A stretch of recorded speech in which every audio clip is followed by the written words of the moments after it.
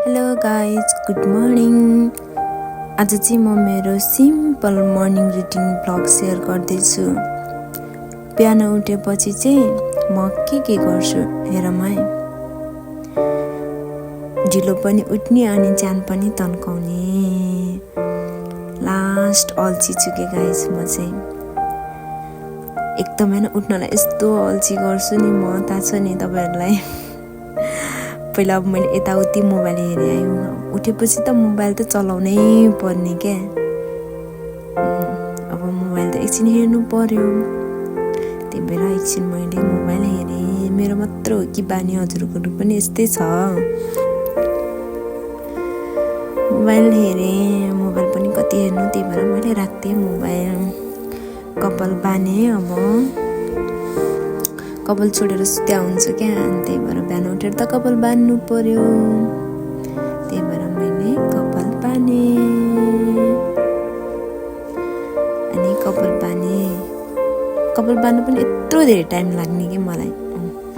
अब उठेँ है, म उठेर चाहिँ मैले बिहान उठ्ने बित्तिकै म सबैभन्दा पहिला पर्दा हटाउँछु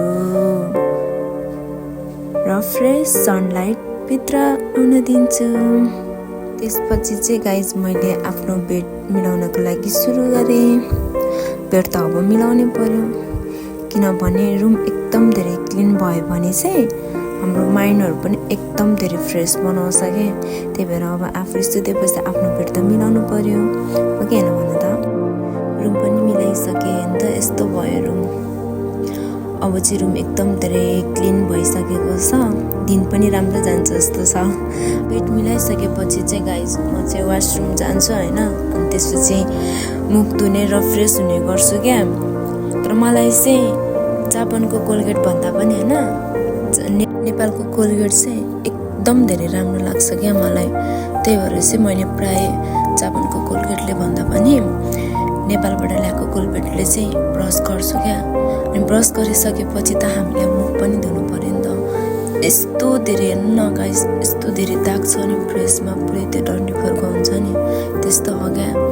मैले चाहिँ नि पहिला बाहिरको फेस वासले मुख धुन्थेँ क्या, अनि आज चाहिँ मेरो सकेको भएर चाहिँ यो चाहिँ मैले मेरो साथीको फेस वास युज गरिरहेको छु क्या। मेरो फेस एकदम धेरै ड्राई छ क्या गाई, एकदम धेरै। तर मलाई चाहिँ फेरि यस्तो चिल्लो फेस मनपर्छ क्या, ओइली फेस मनपर्छ, अनि त्यही भएर कसरी बनाउने भन्ने ट्राई गर्छु क्या। तर त्यही पनि आउँदैन। अब के गर्नु चाहिँ आफ्नो फेस जस्तो हो त्यस्तैमा चित्त बुझाउनु पर्छ नि त।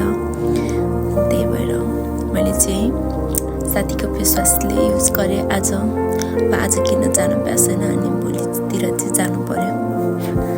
फेस पनि यस्तो धेरै हुन्छ कि दागे दाग कसरी हटाउने होला भन्ने सोध्छु क्या म, कसरी हटाउने होला। मलाई मात्र हो यस्तो धेरै फेस गयो भने त्यहाँ फेसमा तपाईँले पनि देख्नु सक्नुहुन्छ कि केही छैन। तर हामीले बिहान उठिसकेपछि चाहिँ ब्रस गर्नु, फेस वास गर्नु चाहिँ एकदम धेरै इम्पोर्टेन्ट हुन्छ क्या। कति धेरै बोलेको, कति धेरै मुख धोएको भनिराख्नु भएको होला है तपाईँहरूले। र गाइस अब भने चाहिँ मुख धोएर एकदम फ्रेस भइसकेको छु। अब रेडी छु दिनहरू स्टार्ट गर्नको लागि।